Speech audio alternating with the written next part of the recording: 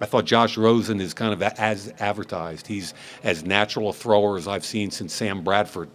My concern with him is the durability. But for today, as the day went on, I thought he got better and better, accurate at all three levels. I thought Baker Mayfield was fun to watch, and I think he embraces the limelight. You know, some guys kind of get worried about it. I think he comes out there and says, hell, 32 teams are here, man, let's rip it. Let's have some fun. And he did. And I thought, again, as the day went on and he got into his comfort level, intermediate and deep routes, several people said to me, including David Carr down on the field, he's like, Mike, we went to a break. And he said, man, his arm's better than I expected. And I thought the same thing coming off my first exposure to him when I watched tape back in the fall. So I thought, let's see, that's Allen, that's Rosen, that's Mayfield, Lamar Jackson. Any of you that heard my conference call last week, you know that I think he's the most fascinating athlete in this draft, and I think a team's going to bite on him and commit to him philosophically. You got to understand what you're getting, and you saw it out there today. Erratic, inconsistent, but again, perhaps the best athlete in this draft, and I think the way the NFL's going, teams are going to start to commit. You saw what happened with Deshaun Watson. I thought Bill O'Brien did an outstanding job of catering to Deshaun and making him comfortable last year, and I think somebody's going to do that with Lamar. And Lamar is, you know, he's Michael Vick, and he's got as good legs as any quarterback in the history of the game, and he's going to win games with his legs. Mason Rudolph, I think, is who he is. Big, strong, good-looking kid that I think is, to me, I have a second-round grade on him. I don't think his arm strength is in the same conversation. And then as I look through my list, I mean, guys like Luke Falk and Mike White, they're anticipatory throwers. The one guy that jumped out today, and I knew he would because he's got arm talent, is Tanner Lee from Nebraska. So in a pair of shorts, he's always going to look good, okay? His issues were more bad decisions and bad throws in games. But today, in that format, Tanner Lee looks great. Mm-hmm. I think he's a natural slot receiver. So for me, he's more of an inside receiver. You've got to be tough to be inside. I was fine with his speed. You know, he's in the mid-4.4s today. At plus or minus 200 pounds, I think what he brings to the table is a starting slot receiver that can play some outside. He's a really good route runner. I love his return game. I love his toughness. He catches the football. And I think everybody I've talked to that knows the kid loves the kid. So from my perspective, all he did was help himself today. Mike, what do you think of the overall quality of the edge rushing class? I think the edge rushing class is down this year. I thought it was up last year. There were more. I think there were 17 edge rushers taken a year ago. There's an average of 11. So last year, I think people saw this coming a little bit, and they went heavy on the edge rushers. I look at my edge list. And you know, Chubb is a no-brainer in the top 5. Marcus Davenport is intriguing to everybody, and people can't wait to watch him play. Arden Key is as gifted as anybody in this class is, but he's got all those off-the-field concerns. So this is a huge week for Arden Key. And then you get into some of the 3-4 guys. There's more of the kind of smaller, explosive guys. Harold Landry from Boston College, Lorenzo Carter and Davin Bellamy. There's a kid named Hercules Mataafa from Washington that play defensive tackle that's going to have to stand up and play linebacker. So you're kind of reaching this year on the edge class. Hey, Mike, give me your impression of King Griffin doing 20 on the bench press for one, and just his overall challenge. Look, I almost got choked up watching that today just because I watched his tape months ago, and I was like, wow, I could care less. If you talk to me as a football player, as a football evaluator, I look at him, he's a hell of a player. I couldn't believe he got the late invite here. I mean, he's really good on tape. He was the Conference Player of the Year 2 years ago. This is a legitimate football player. Forget about the deformity or whatever you want to call what he has. He's an energy giver, and I don't know if anybody was in that weight room today. Some of my buddies were in there, and they said it was awesome. You know, and I think that whole group of kids is just going to feed off of him, and I think he's a legitimate NFL player. I got chill bumps watching him do 20 reps. And what he wants, I don't know if you heard his answer. Our Kim Jones asked him about, she said a GM or somebody told her that he's legitimate. If he only did 5 reps, he wouldn't have cared. And the kid kind of burred up and said 5 reps. You know, don't treat me any different. I did 20. You know, and I love that attitude, and he's going to be on an NFL team next year. I kind of literally kind of choked up a little bit watching him do that, and I can't wait to watch him tomorrow.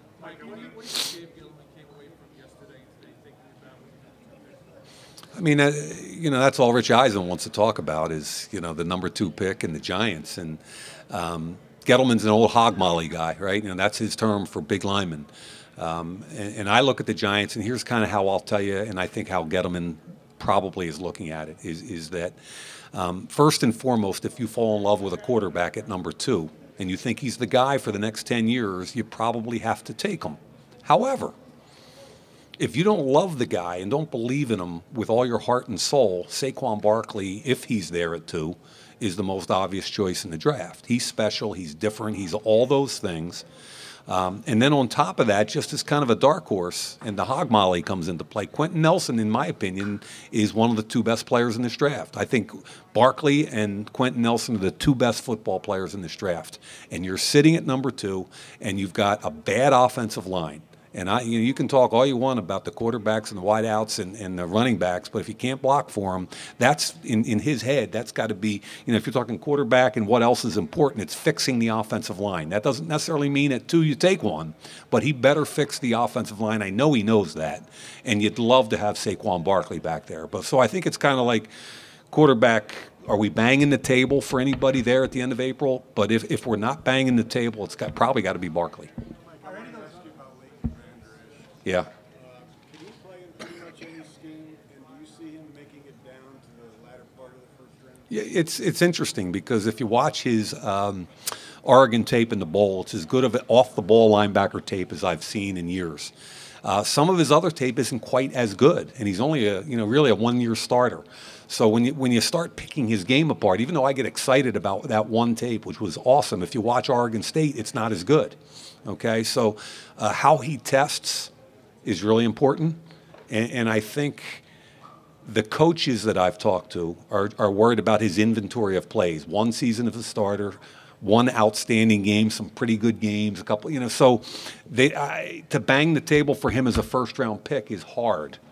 So he could be there late in the first round, Damo, to answer your question. Yeah. Mike, give me your thoughts on Mayock Fitzpatrick.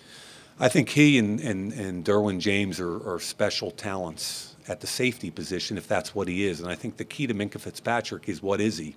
And I think he could play all 6 defensive back positions, both corners, both safeties, nickel, and dime linebacker. And he's the only guy I can say that about. Now, is that a good thing or a bad thing? I've had a couple coaches say to me, hey, is he a difference maker? Is he a nickel? Where's his ball production? Well, he had 6 picks 2 years ago, only had 1 this year. So I kind of look at it from the positive. I think he's going to go out there and run like a corner, have the size of a safety, and if you're a defensive coordinator, you better have if you're going to take him in the top 10, you got to have a plan. What is he? Is he my corner? Is he my safety? Is my nickel? Or is he a piece where I can match him up week to week against a big wideout or a tight end? Or how you're using him, I think, is really going to ultimately determine the value of him. Some people are going to look at Derwin James and say, I'd rather have the bigger body safety. So it's really going to be intriguing. Mike, what's the divide after Nelson at guard to Hernandez and then Braden Smith? And how big a disparity is it from Nelson down to Hernandez down to Smith? Well, they're not my 3, but would you like me to?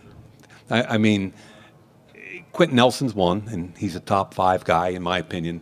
Isaiah Wynn from Georgia is highly intriguing, okay? And he didn't get a chance to work out, but he's going to be in that conversation. And I think when you talk about the drop-off, I think Isaiah Wynn, James Daniels, Will Hernandez, Billy Price, maybe even Frank Ragnow are all in that conversation of late 1 to mid 2. I think it's one of the deeper interior offensive line classes I've seen recently, especially at the top end. And they're all really good football players. So what it really comes down to answer your specific question, is what kind of offense do you run? You're looking for more of a zone guy. You're looking for a gap guy. Hernandez is going to show out to a gap scheme team that wants a mauler.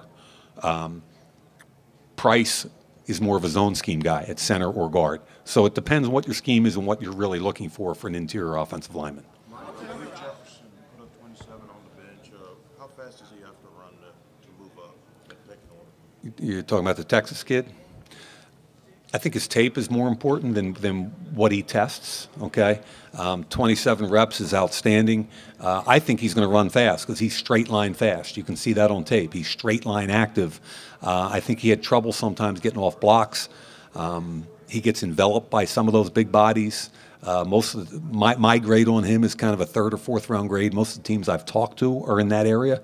I'm not sure what he can do to improve that. I think he's going to run fast because he's a straight line guy. Okay, so I do think so. I hate to put it this way, but the football's more important, and I think most of that's already kind of been decided because we've watched this tape and we have a good feel for what he is. Like talent-wise, do you have a first-round grade on Antonio Callaway, and do you think it would be tough for him to sell himself to NFL teams? It's a really good question. We're talking about Antonio Callaway from Florida, who did not play this year, was dismissed from the team. His problems are significant enough. It's not just like one problem. They're significant enough that teams are going to dive deep on Antonio Callaway. The good news is the reason they're willing to dive deep is the natural talent. Okay, so he's out there running 4.4, catching the football with return abilities as a punt and kick returner. I don't think they're going to take, and it's too early to say this because I don't even know. I'll hear more and more from teams as we get closer about him off the field, but they're going to do a deep dive, and my gut would tell me he's not a first-round pick because of the off-the-field stuff and the concerns they have for him, but he has so much talent and ability. Their teams, if they believe in the kid, he could go as early as the second day, and that's saying a lot for a kid that didn't play at all in 2017. Who?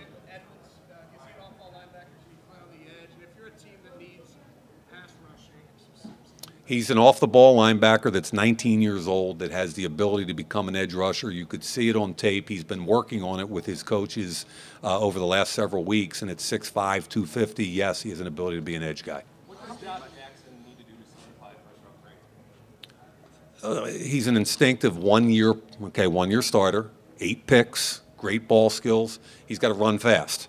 And that's the concern there, is that it's really kind of interesting because he's a long press corner, but his best is when he's at his best when he's got his eye on the quarterback, when he can jump and be instinctive and go get the football. His ball skills are great. So if he comes out and runs 4.5 plus or minus, I think that's a good time for him. He doesn't need to run 4.38. At his length and with his ball skills, I think 4.5 is where I kind of have him as an over. Is he that fast? I don't know if he is. If he's 4.58, it's a different conversation, and he might be. But right now, I love his ball skills and his instincts, and I'm rooting for him because I love that kind of player. What? I'm struggling right now with Oklahoma, okay? And I don't usually like to struggle.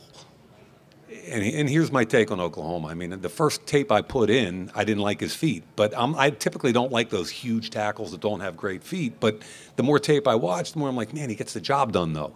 Guys aren't getting his quarterback, and he's winning in the run game. And then he comes out with, what was it, 11 reps or 14 reps, whatever it was the other day, ran 5.85. That's going to hurt him with some teams. So first and foremost, there's going to be a small group of teams because of what he does that likes his style of play, and he's going to slide a little bit. I think McGlinchey's going to be a really solid player. He didn't really get a chance to work out. I think McGlinchey's going to be a very solid player. I think he's going to be a second half of the first-round guy. Okay, Connor Williams, he had an up-and-down career at Texas, but he's talented enough. He has first-round talent is the way I should put it. And then after that, I almost sometimes feel like, because I bang the table for McGlinchey because I know the kid. I know his passion. I know how much he loves the game. I know his work ethic. So he's going to start for 10 years in the league, okay? But there's some talent in the second and third rounds, I think. And Colton Miller jumped off the boards here. I don't think his tape is as good as his workout does, but he's 6'8.5" with great feet and ran and jumped like crazy. So some people are going to say Colton Miller's a first-round pick, okay? But you got to do your homework on all these guys. O'Neal, Crosby. I mean, there's some interesting kids out there. I'm just not sure how they're going to shuffle out of this thing by late April. Mike, the Colts have made it clear they're looking at receiver. With Frank, putting in his new offense, are there guys you think fits what he potentially will want to do? Philly-style sort of attack. Yeah, I think what Frank is good at as a former quarterback, and I did the Eagles preseason games, and I know that team pretty well. I think what Frank and Doug and those guys do a great job with is tailoring what they do schematically to their players, not the other way around. Okay? I think they're really good at that, and I think it depends on what they end up with. You already got T.Y. Hilton, smaller quicker, explosive guy? Are they looking for a bigger body guy? What are they looking for, and where are they looking for him? What rounds, et cetera? But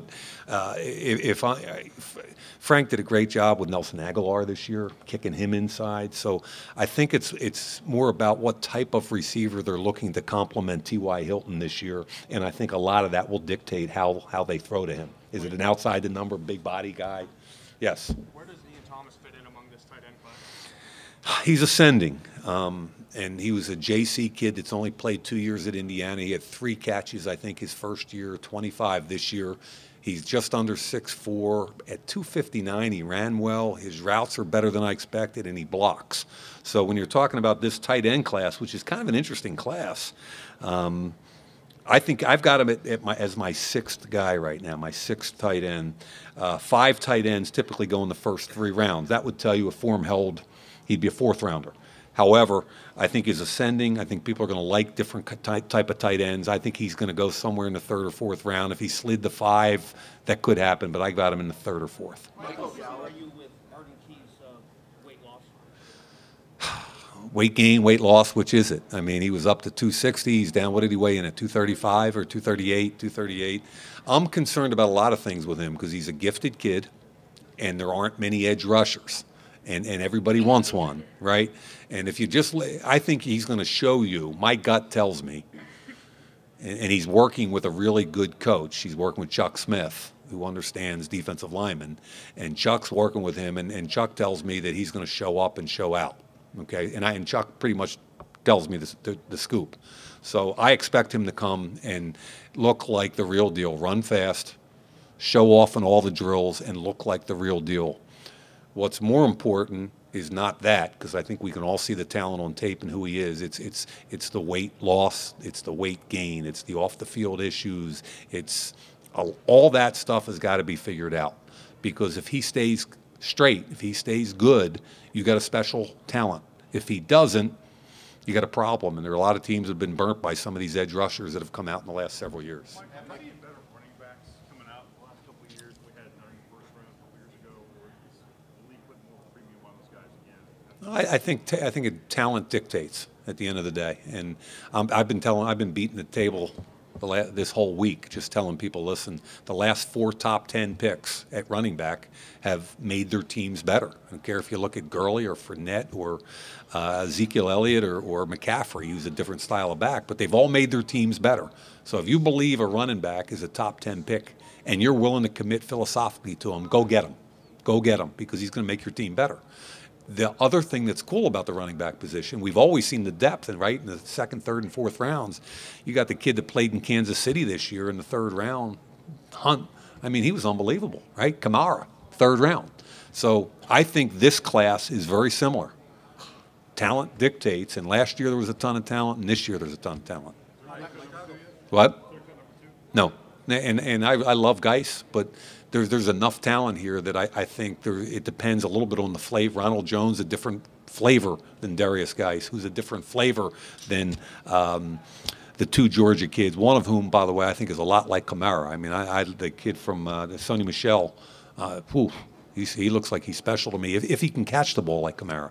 Nathan Shepard from Fort Hays. Love him. That burst on the scene Yeah, after 2 days. yeah. I should have actually bought him as a Canadian. You know, I was mad at myself because my mind was scrambled at that point on the conference call, and I'm like, wait a minute, we forgot about the Fort Hays kid. He's Simon Frazier, right? And then he went to Fort Hays. Yeah, yeah. So what have you heard about him from other people around the league since those 2 days in the Senior Bowl? Malik Jackson. That's the comparison I've gotten, which is a pretty nice comparison. And the nice thing for him is he can play inside and outside. He's big. He's like 315, man. He's big. He can play outside if you need him. I think some of the 3-4 teams are going to like him as a 5 technique, a defensive end. He can kick inside. How high he goes, he's very raw. How high he goes will depend on whether or not teams think he can rush the quarterback from any position. On that same topic of the running backs, statistically, drafting a running back in the top 5 has turned teams around faster than the other position. It had the most wins. Why do you think that is? And do you think Saquon will do that for whatever team he goes? Well, if you take a step back and look at the running game in general, old school, okay, because we're past first league now, right? And that's why I say if you believe in a top 10 running back, you got to commit to him philosophically. My point is you don't draft a quote, bell cow and give him 9 touches, You know, you draft that kid, and somehow he gets 20-plus touches every game. And what it does is it makes your offensive line better. It's easier to run block. Makes your quarterback better because it takes pressure off him. Makes your quarterback better in play-action pass game, and your defense plays less snaps. So a good running game kind of combines to help you in all phases of your game. Michael Gallup, how did he fare in the receiver debate? And I like Michael Gallup. I loved his game against Alabama. He ran, I think, 4.52, somewhere in that range today, which I was hoping he would because I thought he was very quick. I didn't know how fast he was. I was hoping, because I like him, that he'd be sub 4.55, and he was. So I think he's a legitimate plus or minus third-round wide receiver, and I think he can help a team because he's quick, he's tough, and he's got really good run after catch. Wait, what's that? Wait, I'm sorry? You know what? I was doing the heights and weights last night, and he checked in a little bigger than I expected, which is good because I kind of had him as a potential 3. This is Dorrance Armstrong, who played out of position at Kansas. They had him as the 5 technique, which is not what he is. I think he's a 34 outside linebacker. I think he can play in a 4-down system. I'm interested to watch him work out. I've got him clumped in a group of guys that are 34 outside linebackers, and I'm interested to see which of that group kind of steps up in the next couple of days. What's your take on What's that? What are your thoughts in general on Harold Landry, in particular his fit with Detroit? I'm a BC guy, so first and foremost, I'm rooting for Harold Landry. He almost came out last year. He's 6'2.5", 253. Therein lies the rub. He's a little bit too small, doesn't have the length to be a 4-down guy, which is what Detroit is. Detroit's a 4-down group. They like length. They like, they re-signed Ziggy Ansah. That's what the teams that are 4-down in their base package are looking for. They're looking for 6'5", 270. That's what they want. Harold's not that guy. So I don't think Harold's a fit for Detroit at 20, to answer your question. Last one. What's your take on the Bears desperately need help at wide receiver? Yeah. Coach Nagy's a new guy, head coach. Yep. Between Calvin Ridley and Courtland Sutton, which receiver best fits that type of system that he's bringing to Chicago? Well, you're talking about 2 completely different guys, both of whom can fit in any system. Okay, Courtland Sutton though it doesn't run a route tree, and he's not 230 pounds. He's like 240. So he's not Michael Evans. He's not the 230-pound guy that runs 4.53. He's 209 or 211 or whatever he is, and more of an outside the number, jump ball, back shoulder fade guy, but effective. Was it Ridley or Kirk that you asked? Calvin Ridley's completely different, and he can come in day one, I believe, and be your starting slot. And I think that's who he is. And if he's so tough and so quick that if he and Trubisky can get on the page, he can become. It's kind of like the best friend of your quarterback. Now I'm not sure he's going 8. That's kind of high. I'm not sure. But last year I didn't have any wide receivers in my own top 20, I don't think, and they went 5, 7, and 9. So at the end of the day, what the hell do I know? Does Vay get out of the top 10? Huh? Does Vay get out of the top 10? We'll see what he does tomorrow. Thanks, guys. I love Vaya. I bet I got to remember that tomorrow. Vita Vea. Vita Vea.